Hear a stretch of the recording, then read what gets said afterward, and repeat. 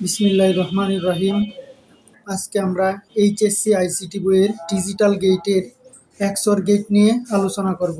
এক্সঅর gate থেকে আমাদের প্রতি বছর একটি এমসিকিউ যে কোনো বোর্ডে আসে, তাই এক্সঅর গেটের এমসিকিউ নিয়ে আলোচনা করার জন্য আমাদের একটি প্রশ্ন 100% কমন উপযোগী পেতে পারি। একটি প্রশ্ন 100% কমন উপযোগী হিসেবে আমরা পেতে পারি। তাহলে দেখা যাক এক্সঅর গেটের সেই এমসিকিউটি কি হতে পারে, এবং এটি দাগাইতে গেলে আমাদের জন্য 1 মিনিটেরও বেশি সময়ের প্রয়োজন হয়। আমরা এখানে একটি শর্টকাট টেকনিক ইউজ করব, যেটি 1 মিনিটের ভিতরেই কভার হয়ে যাবে ইনশাল্লাহ। যেমন এখানে দেওয়া থাকে এই রকম আকারে কোশ্চেনটা, a=0, b=0 এবং c=1, এইভাবে একটা অপশন দেওয়া থাকে। দ্বিতীয় অপশন আমাদের দেওয়া থাকে a=1, b=0 এবং c=1। 3 নম্বর অপশনে আমাদের দেওয়া থাকে a=1, b=1 এবং c=1। এইগুলা দেওয়া থাকার পরে বলে যে কোশ্চেনটির ভিতরে এরকমভাবে দেওয়া থাকে এক্সঅর গেটের জন্য নিচের কোনটি সঠিক।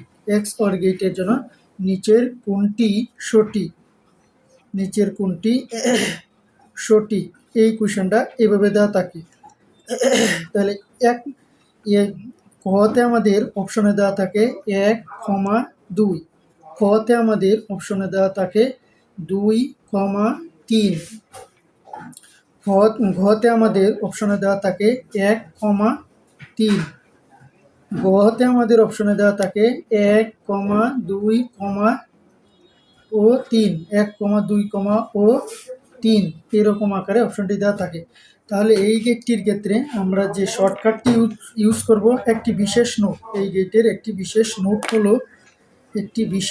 হলো এই গেটটির একটি বিশেষ নোট হলো বিজোড় সংখ্যক 1 হলে আমরা সবসময় এই ধরনের এক্সঅর গেটের প্রশ্ন, বহুপদী প্রশ্ন দেখতে পেলে আমরা সবসময় এই বিষয়টা খেয়াল রাখবো। বিশেষ নোটটি হলো বিজোড় সংখ্যক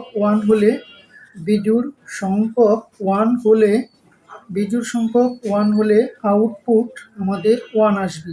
বিজোড় সংখ্যক 1 হলে আউটপুট 1 হবে। তাহলে এখানে যদি আমরা লক্ষ্য করি যে এখানে 0, এখানে একটি 1, এবং এখানে একটি 1, এখানে 2টি 1, তার মানে জোড় সংখ্যক এই কথার সাথে মিলে নাই, তাহলে এই অপশনটাই আমাদের হবে না। এবং এই যে এখানে একটি 1, এখানে একটি 1, এখানে দেখা যাচ্ছে 3টি 1, তাহলে এখানে 3 হবে জোড়, 3টি 1 হবে জোড়, আর এখানে যে একটি, এটাও বিজোড়। তাহলে অপশন হবে বিজোড় সংখ্যক 1 হলে আউটপুট যেহেতু 1 হবে, তাহলে 1 ও 3, এই ক্ষেত্রে আমরা বিজোড় সংখ্যক পেয়েছি। তাহলে এখানে উত্তর হবে গ। ভিডিওটি ভালো লাগলে আমাদের পাশে থাকবেন।